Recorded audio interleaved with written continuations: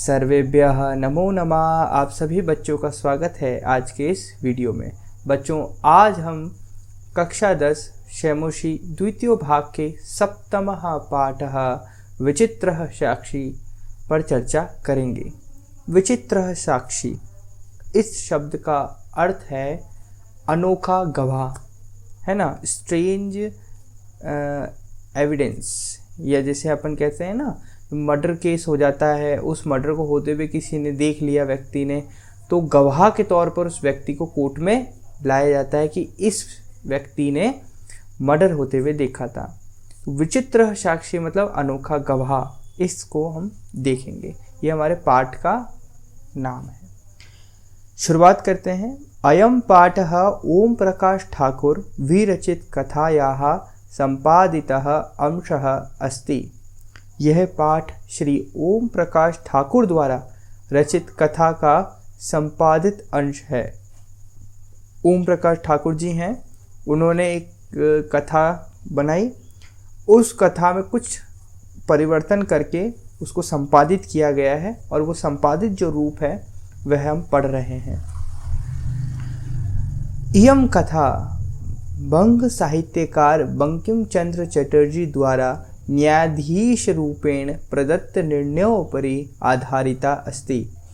यह कथा बंगाल के साहित्यकार बंकिम चंद्र चटर्जी द्वारा न्यायाधीश के रूप में दिए गए फैसले पर आधारित है। किसने फैसला दिया? बंकिम चंद्र चटर्जी ने।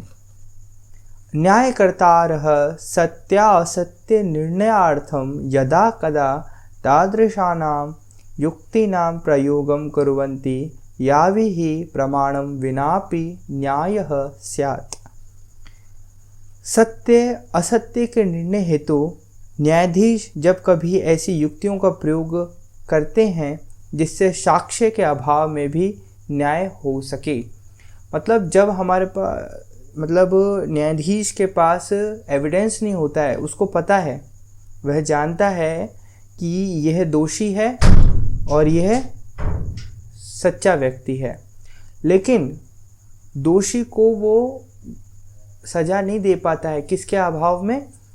एविडेंस के अभाव में, साक्ष्य के अभाव में। तो वो कुछ ना कुछ ऐसी युक्ति या ऐसा कोई प्लान बनाते हैं जिससे क्या होता है, साक्ष्य के अभाव में भी असत्य को उसका दंड मिल जाता है। इसी प्रकार का कुछ प्रयोजन या प्रसंग हमारे को इसमें देखने को मिलता है। अस्यां कथायामपि न्यायाधीशेन तथैव मार्गः आचरितः। इस कथा में भी न्यायाधीश के द्वारा ऐसे ही मार्ग का अनुसरण किया गया है, जैसा कि मैंने आपको बताया। अब हमारे पाठ को हम प्रारंभ करते हैं। कश्चन निर्धनो जनः भूरि परिश्रम्य किंचिद वित्तमुपार्जितवान्। किसी गरीब व्यक्ति ने बहुत परिश्रम करके कुछ धन कमाया। तेन वित्तेन स्वपुत्रम एकस्मिन् महाविद्यालये प्रवेशं दापयितुं सफलो जातः। उस धन से वह अपने पुत्र को एक महाविद्यालय में प्रवेश दिलाने में सफल हुआ। तत्तनयः तत्रैव छात्रावासे निवसन अध्ययने संलग्नः समभूत। वह बेटा वहीं छात्रावास मतलब हॉस्टल में रहते हुए अध्ययन में लग गया। एकदा सपिता तनुजस्य रुग्णतामाकर्णे व्याकुलो जातः पुत्रं द्रष्टुं च प्रस्थितः।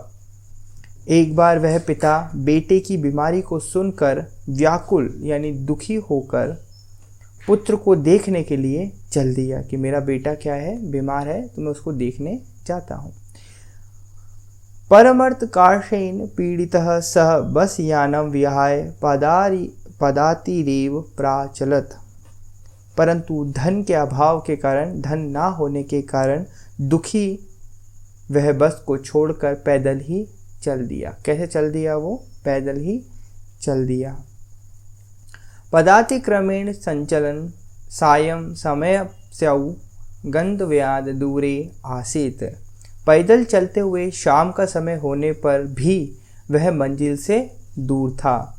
निशांधकारे प्रसुते विजने प्रदेशे पदयात्रा न शुभावः। एवं विचारे से पार्श्वस्थिते ग्रामे रात्रि निवासं कर्तुं कंचित गृहस्थमुपागतः। मतलब रात का अंधेरा फैलने पर एकांत प्रदेश में यात्रा करना शुभ नहीं है। ऐसा सोचकर वह पास में स्थित गांव में रात में रहने के लिए किसी घर में रहने के लिए पहुंचा। करुणापरो गृही तस्मै आश्रयं प्रायच्छत। दयावान मालिक ने उसे आश्रय दे दिया। पास में एक गांव था, वहाँ पर कोई घर था, तो वहाँ पर वह रुकने के लिए पूछने लगा। तो मालिक ने उसको बोला कि हाँ आ जाओ, रह लो। विचित्रः दैव गतिः। भाग्य की गति विचित्र है। तस्यामेव रात्रौ तस्मिन् गृहे कश्चन चौरः गृहाभ्यन्तरं प्रविष्टः। उसी ही रात को उस घर में कोई चोर घर के अंदर घुसा। तत्र निहितामेकां मंजूषाम आदाय पलायितः। वहाँ रखी हुई एक पेटी को उठाकर ले गया। मंजूषा मतलब होता है पेटी, बॉक्स। चौरस्य पादध्वनिना प्रबुद्धो अतिथिः चौरशंकया तमनुधावत्। अघृणाश्च परम विचित्रम घटत। चोर के पैरों की आवाज़ से जागे हुए अतिथि ने चोर की शंका होने से उसका पीछा किया और पकड़ लिया, परंतु विचित्र घटा, यानी कुछ अनोखा हुआ। चौरः एव उच्चैः क्रोशितुमारभत। चौरो अयम इति। चोर ही जोर से चिल्लाने लगा, यह चोर है ऐसा। तस्य तारस्वरेण प्रबुद्धाः ग्रामवासिनः स्वगृहात् निष्क्रम्य तत्रागच्छन् वराकमतिथिमेव च चौरं मत्वा अभर्त्सयन्। अर्थात उसके तेज स्वर से जागे हुए गांव के लोग अपने घर से निकलकर वहां आ गए और बेचारे अतिथि को ही चोर मानकर भला बुरा कहने लगे। यद्यपि ग्रामस्य आरक्षी एवं चौर आसीत्। यद्यपि गांव का सिपाही ही चोर था। वास्तव में जो चोर था वो कौन था? गांव का जो सिपाही था, यानी जो सिक्योरिटी गार्ड था, वही चोर था।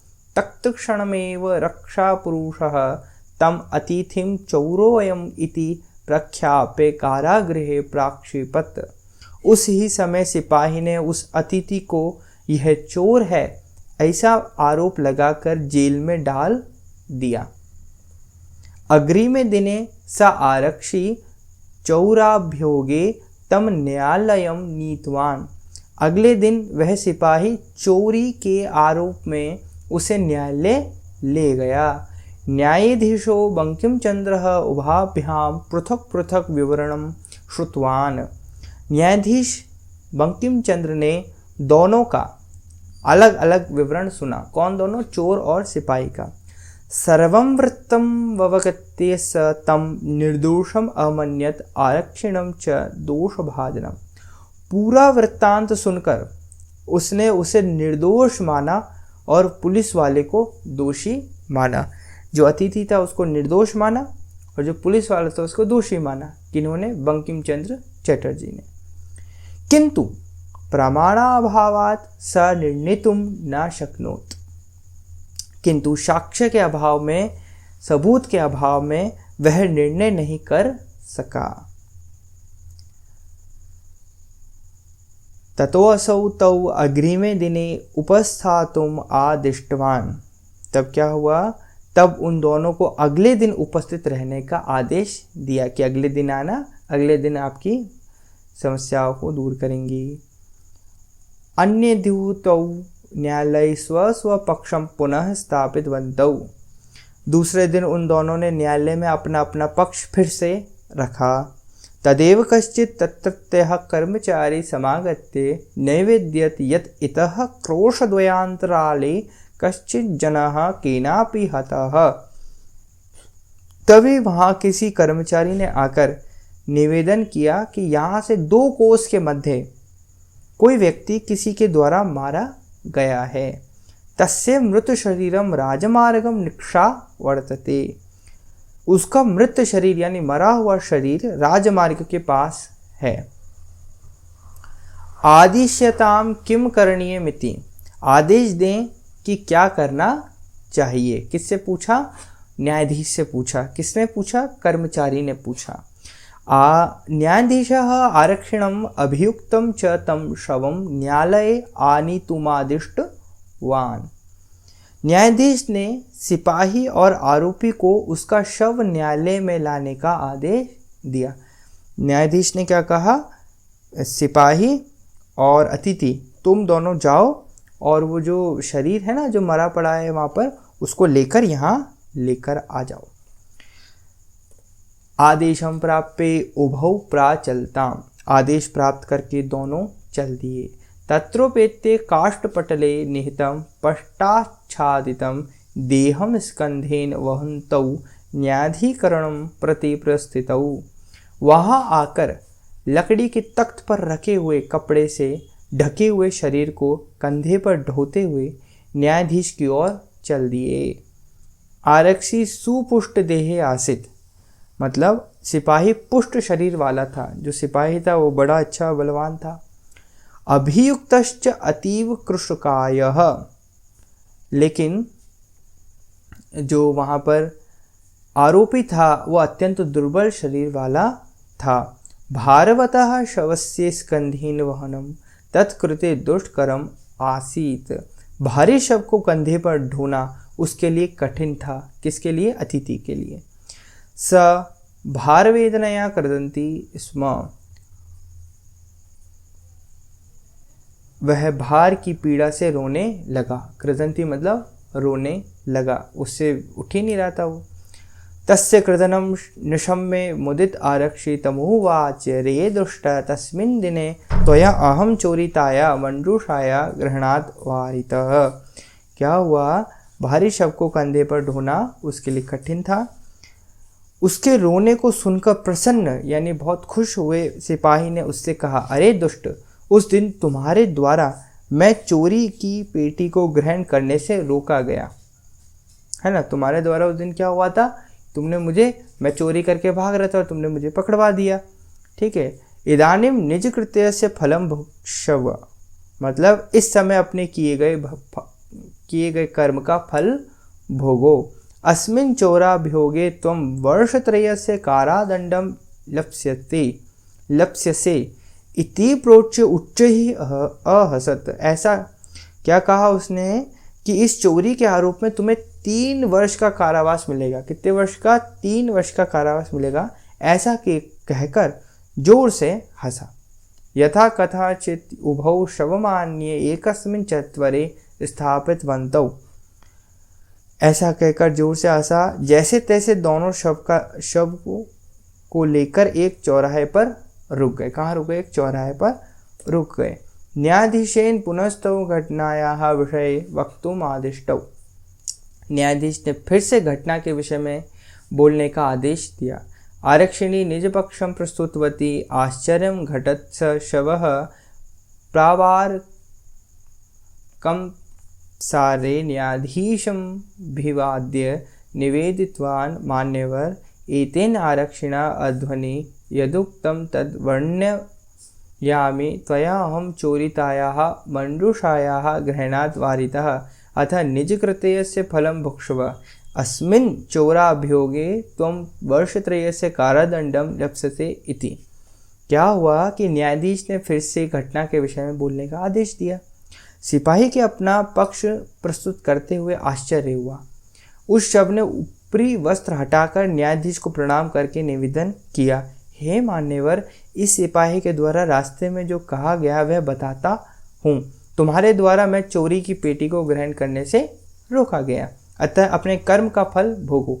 इस चोरी के आरोप में तुम्हें 3 वर्ष का कारावास मिलेगा। ऐसा किसने कहा? वो जो शव रखा हुआ था ना, वो शव नहीं था। वो कौन था? कर्मचारी था। किसका? न्यायाधीश का।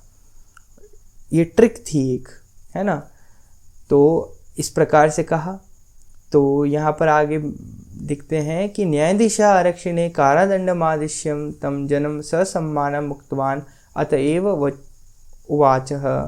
न्यायाधीश ने सिपाही को कारावास के दंड का आदेश देकर उस व्यक्ति को सम्मान सहित मुक्त किया। पता चल गया कि इसने ही, सिपाही ने ही चोरी करी थी, जब भी तो उसने ऐसा कहा।